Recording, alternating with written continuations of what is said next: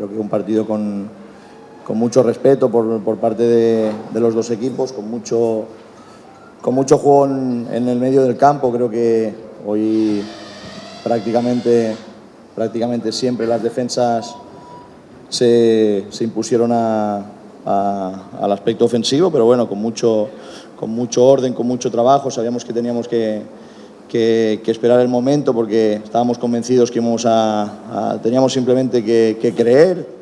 Sabíamos que íbamos a tener alguna opción, y bueno, cuando con la entrada de Santander se abrieron las puertas de la victoria. Los jugadores están siendo auténticos guerreros, están en las dos competencias dando todo en cada partido. Tenemos una cantidad de partidos enorme y muy seguidos. Hicieron un esfuerzo tremendo y influye positivamente para afrontar lo que se viene. Sabemos que es una victoria más, que es una victoria muy importante, pero que no hemos conseguido nada. Tenemos ahora que pensar en Capiatá el viernes, que ya está aquí en la vuelta de la esquina. Bueno, era importante porque sabíamos bien que no quedaba solamente un resultado para poder clasificar. No, entré solamente para ayudar al equipo.